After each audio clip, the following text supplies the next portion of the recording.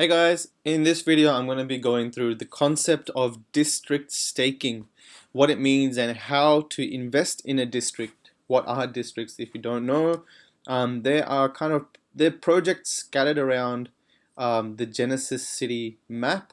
Each project aims to do a different thing. It's called a different thing. It has a community of people that are working to build that district into what it aims to be. So you've got the battleground, you've got Dragon Kingdom, you've got Ethereum, you've got Dragon City, Dragon Kingdom, Vegas, Fashion Street. What are these ones? Hacker City, Tech Sector, blah blah blah. Bunch of different districts all around the map. Each one of them is kind of this purpley blue color. So how it worked at the start when the city was kind of first introduced to the investors is that you could sign up and purchase any of these small lands. These are lands that were not purchased, the dark gray ones. All the light gray ones were purchased on a minimum. So this one was purchased for 1,000 mana. This one was purchased for 1250 mana. Obviously, one's closer to the main roads. 14,000 mana. One's closer to the main Genesis Plaza was initially purchased for 300,000 mana. And then there was a concept of investing or being able to invest in these districts. Okay, and it was kind of confusing for the investor who initially thought that the the investment meant that you would be having land in these districts and you'd be able to build your own land. So obviously in the Crypto Valley, if you own a district or a stake a land in this district, that would mean that you can build whatever you want in that area, right? But it didn't quite work like that. Basically,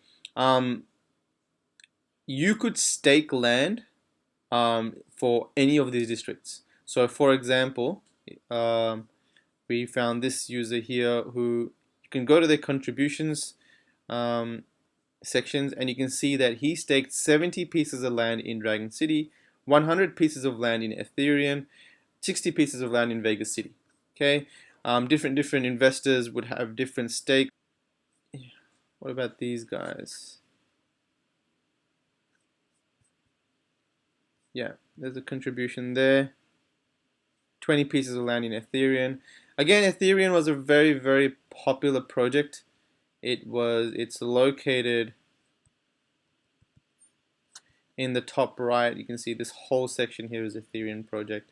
And what people thought they were doing was buying a piece of land in here. So if you own 100 pieces of land, that meant that you'd probably get a 10 by 10 square parcel somewhere. But that's not quite the case. Staking land into any of these districts was kind of seen as investing into that district. Okay, staking land was 1,000 mana. So if you wanted to buy 70, quote unquote pieces of land in Ethereum, that would have cost you 70,000 mana. But that doesn't necessarily mean that you're going to get a parcel of land in Ethereum. Different districts have different ways of allocating your investment or doing certain things, different things with your investment. Some districts want to create the district and pay you out based on how much percentage of investment you own based on your contribution. So if you put in 50,000 into say this district here, Decentraland Museum, and you put in 50,000 mana, so 50 contributions. Out of the 1,000 contributions, that's what, 5%. So some of them would say, okay, we're going to distribute 5% of any monetizations or any monetization to you for this district. Other places would say, all right, we are going to give you 50 pieces of land anywhere along where they're going to be situated. We're going to put it to a vote. So different districts have different ways of allocating people's investments into that district. Now if you're an early if you were an early investor who contributed in that first phase, then you would have seen you would have been able to contribute to any district that you want. Now if you're getting in now, 6 to 7 months after the the auction, there's no real way to invest in any district. The best you can do is get a parcel of land, uh, somewhere close to the district, or you can wait till they kind of finalize their proposals, come out and become more established to allow more investors if they need any. Ethereum, I think, had over 300 investors. You can kind of imagine, even if each one of them gave 5,000 mana, they would have, I think they would have probably received over 2 to 3 million mana, which is about a couple of 100,000, 300,000 US dollars at the current rates. So you can imagine like each of these districts have a lot of funding to create what they were initially wanted to create.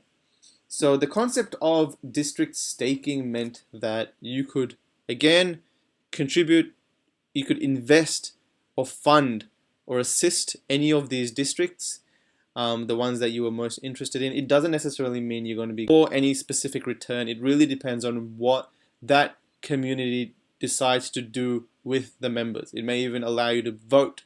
You might have more weight in the voting system based on their decisions based on the district. I know Vegas City was saying that you can have an apartment. There was rumors saying that if you're an investor, you were going to have your own private apartment in Vegas City. Again, it really depends on what the district aims to do. You got Fashion Street, so I'm pretty confident they're going to generate some decent revenue with Fashion Street based on the shops, people selling shops. So they might say if you probably, I'm pretty confident this guy has some Fashion Street contributions or not. Okay, maybe not. But if you invested in any of this particular Fashion Street or any of these, yeah. So district staking, you can't do it anymore if you're a new investor. If you're an old investor, you don't. It doesn't necessarily mean that you're going to get a land token in that district. It really depends on how or what different district owners decide to do with their stakes.